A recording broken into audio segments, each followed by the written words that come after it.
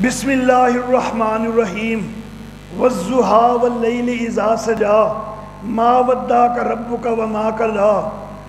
سورۃ الضحیٰ مکی دور میں نازل ہونے والی سورہ مبارکہ ہے۔ تلاوت کی ترتیب میں نمبر 93 ہے۔ نزول کے لحاظ سے اس کو 11 نمبر پر قرار دیا جاتا ہے۔ بالکل ابتدائی مکی دور میں نازل ہونے والی صورتوں میں سے ہے۔ سورۃ الضحیٰ کے اندر نبی اکرم صلی اللہ علیہ وآلہ وسلم کو تسلی دی جا رہی ہے۔ ربط پچھلی صورتوں سے ایسے بنے گا کہ جس وقت سورۃ الشمس کے اندر تفرقہ عقائد کی بات ہوئی، سورۃ اللیل کے اندر تفرقہ اعمال کی بات ہوئی، تو جس وقت کوئی بندہ لوگوں کو غلط عقائد سے بھی روکے، غلط اعمال سے بھی روکے، تو مخالفت تو شروع ہو جاتی ہے، پریشانیاں تو آنے لگ جاتی ہیں۔ تو جب پریشانی ہو تو اللہ کی طرف سے تسلی آ جائے تو بڑا حوصلہ ہو جاتا ہے۔ تو اس لیے اس سورہ مبارکہ کے اندر تسلی دی جا رہی ہے نبی اکرم صلی اللہ علیہ وآلہ وسلم کو۔ سورت کا خلاصہ ابتدا کے اندر دفع شبہ کے لیے شاہد ہے، پھر اخروی انعام ہے، اور انعامات ثلاثہ دنیاویہ ان کا تذکرہ ہے، پھر تسلی ہے، پھر انعامات ثلاثہ کے اوپر 3 امور متفرع ہیں علی سبیل اللف والنشر المرتب۔ والضحیٰ قسم ہے دن کے چڑھنے کی، واللیل اذا سجا اور رات کی کہ جب وہ چھا جائے۔ دن کے چڑھنے کی قسم کہ دن کا چڑھنا بھی شہادت دیتا ہے کس چیز پر؟ ما ودعک ربک وما قلی، تیرے رب نے تجھے چھوڑا نہیں، وہ تجھ سے ہٹا نہیں۔ دن کا چڑھنا یہ شہادت دیتا ہے کہ دن کے ہر لمحے میں تیرا رب تیرے ساتھ۔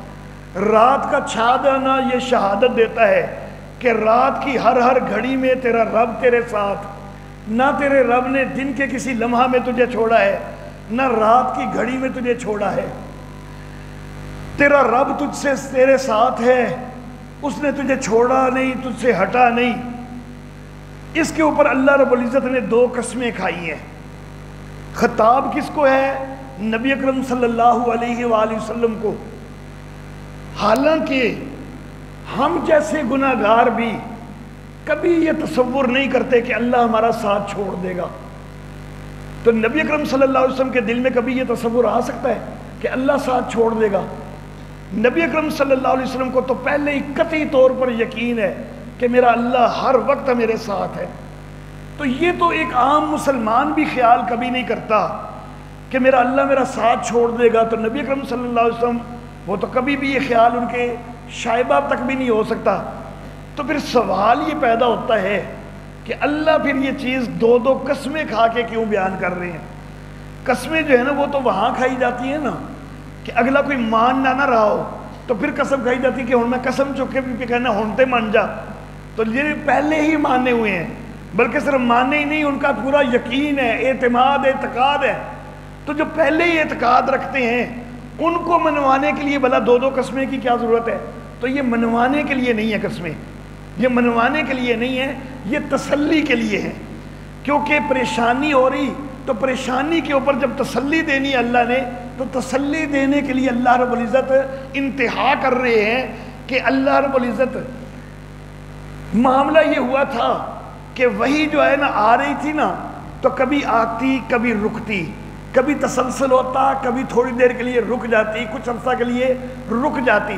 جب رک جاتی نا تو کافر بدبخت کئی باتیں بناتے، حتیٰ کہ ابو لہب کی بیوی نے یہ لفظ بھی بول دیے تھے معاذ اللہ کہ اس کے ساتھ ایک شیطان لگا ہوا تھا، آج کل اس شیطان نے اس کو چھوڑا ہوا ہے کہ آج کل کوئی نئی وحی جو ہے وہ سامنے نہیں آ رہی۔ تو اس طرح کے الفاظ بھی ہو گئے۔ تو اس سے ظاہر ہے کہ نبی اکرم صلی اللہ علیہ وسلم کے دل میں پریشانی تو آنی ہے۔ تو جب پریشانی آئی ہے نا تو اللہ تسلی دے رہے ہیں، اور تسلی کی انتہا کرنے کے لیے قسمیں کھا کے کہہ رہے ہیں کہ تیرا رب جو ہے اس نے تجھے چھوڑا کوئی نہیں، تجھ سے ہٹا کوئی نہیں۔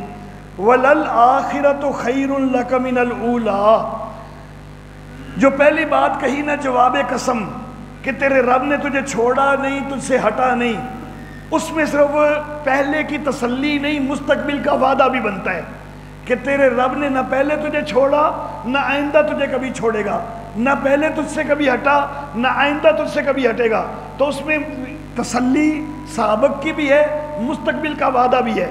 جب ایک وعدہ کیا تو پھر تسلی کی انتہا کرنے کے لیے مزید 2 وعدے بھی اللہ کر رہے ہیں کہ تیرے لیے تو صرف یہی نہیں کہ تیرا ساتھ ہونا ہے، بلکہ تیرے لیے تو یہ بھی وعدہ ہے کہ وَلَلْآخِرَةُ خَيْرٌ لَكَ مِنَ الْأُولَىٰ.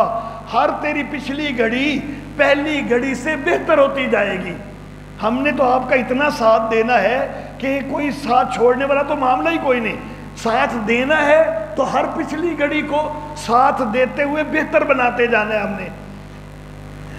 دوسرا مفہوم اس آیت کا یہ بھی ہو سکتا ہے کہ آخرت والا گھر، پچھلا گھر وہ تیرے لیے بہتر ہے دنیا والے گھر سے. لیکن زیادہ جو ہے یہ پہلا معنی ہی لیا گیا ہے کہ ہر پچھلی گھڑی تیرے لیے اے نبی پہلی گھڑی سے بہتر ہوتی جائے گی. مزید ایک وعدہ دیا وَلَسَوْفَ يُؤْتِيكَ رَبُّكَ فَتَرْضَىٰ. اور تیرا رب تجھے اتنا دے گا کہ تو راضی ہو جائے. نبی اکرم صلی اللہ علیہ وسلم پہلے کہ اللہ سے راضی نہیں ہے؟ نبی اکرم صلی اللہ علیہ وسلم پہلے بھی اللہ سے راضی ہے، اور بلکہ پوری کائنات میں سب سے زیادہ نعمتیں بھی ملی ہیں. اگر نہ بھی ملی ہوتی تو پھر بھی میرے آقا تو راضی ہی راضی ہوتے. تو اللہ کہہ رہے ہیں کہ تجھے اتنا دینا ہے کہ تو راضی ہو جا. تو مراد ہے کہ تیری رضا کی، تیری خوشی کی انتہا ہو جائے. راضی تو نبی پہلے بھی ہیں، لیکن خوشی کی انتہا چاہتے ہیں اللہ. تیری خوشی کی انتہا ہو جائے، اتنا تجھے دینا ہے. اب اللہ نے 3 وعدے کیے کہ ہر وقت تیرے ساتھ ہوں، کبھی ہٹوں گا نہیں، کبھی چھوڑوں گا نہیں. دوسرا وعدہ کہ تجھے ہر پچھلی گھڑی پہلی گھڑی سے بہتر بنے گی. تیسرا وعدہ کہ تجھے اتنا دینا ہے کہ تو راضی ہو جا. اب وعدے کرنے والا ہو اللہ، تو اس کے لیے اللہ کو کوئی دلیل دینے کی ضرورت ہے؟ جبکہ کر بھی نبی اکرم صلی اللہ علیہ وسلم سے دیں. نبی اکرم صلی اللہ علیہ وسلم کو اللہ کی ہر بات پر ویسے ہی یقین ہے، لیکن اللہ تسلی کی انتہا کیے جا رہے ہیں. 3 وعدے کیے ہیں نا، تو ہر وعدے پر اللہ آگے 3 دلیلیں لا رہے ہیں. پہلی دلیل ہر وعدے پر الم یجدک یتیما فآوا. اے نبی آج تو ہم تجھ سے وعدے کر رہے ہیں نا، ذرا اپنا ماضی دیکھیے. کیا ہم نے آپ کو یتیم نہیں پایا تھا پھر ہم نے تجھے ٹھکانہ دیا تھا؟ کیا یتیمی میں ہم نے آپ کو یتیمی میں چھوڑ دیا تھا؟ ہم نے آپ کا ساتھ نہیں چھوڑا تھا بلکہ ٹھکانہ دیا تھا. تو پہلا حال یہ تھا کہ آپ یتیمی میں ہیں، بعد کا حال یہ ہوا کہ آپ کو ٹھکانے مل گئے. تو پچھلی گھڑی پہلی گھڑی سے بہتر ہوئی تھی نا، اور بہتر ہوئی تھی تو آپ خوش ہوئے تھے نا، راضی ہوئے تھے نا. تو اب بھی اللہ اتنا دے گا کہ آپ راضی ہو جائیں گے. تو تینوں چیزوں کے لیے یہ دلیل بن گئی. دوسری دلیل وَوَجَدَكَ ضَالًّا فَهَدَىٰ. اور تجھ کو پایا تھا راہ ڈھونڈتا ہوا، تیری رہنمائی کر دی تھی. اے نبی تجھے جب راہ ڈھونڈتا ہوا پایا تو کیا ہم نے تجھے راہ ڈھونڈتا ہی چھوڑ دیا تھا؟ نہیں، تجھے چھوڑا نہیں تھا بلکہ تیری رہنمائی کی تھی. اتنی رہنمائی کی تھی کہ تو پوری کائنات والوں کے لیے بھی رہنما بن گیا. تو تجھے چھوڑا تو نہیں تھا نا، تیرا ساتھ نہیں چھوڑا تھا. اور پہلا حال یہ تھا کہ تو راہ ڈھونڈ رہا ہے، اب تیرا یہ حال ہو گیا کہ تو امام الناس بن گیا. تو کیا ہم نے پچھلی گھڑی کو پہلی گھڑی سے بہتر نہیں بنا دیا؟ اور جب تجھے نبوت سے سرفراز کر دیا، تجھے وہ راہ جو ہے وہ پوری طرح سمجھا دی، تو کیا تو خوش نہیں ہوا تھا؟ تو اب بھی تجھے اتنا دینا ہے کہ تو خوش ہو جائے گا. تو تینوں چیزوں کے متعلق دوسری دلیل ہو گئی. تیسری دلیل وَوَجَدَكَ عَائِلًا فَأَغْنَىٰ. اور ہم نے اور تجھے اچھا جی اور تجھ کو پایا تنگ دست، پھر ہم نے غنی کر دیا. تجھے تنگ دستی میں چھوڑ تو نہیں نہ دیا تھا، ہم نے تیرا ساتھ دیا، تجھے غنی کر دیا.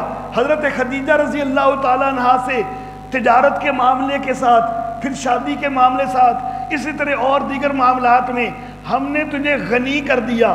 تیرا پہلا حال تنگ دستی والا تھا، بعد کا حال غنا والا ہو گیا.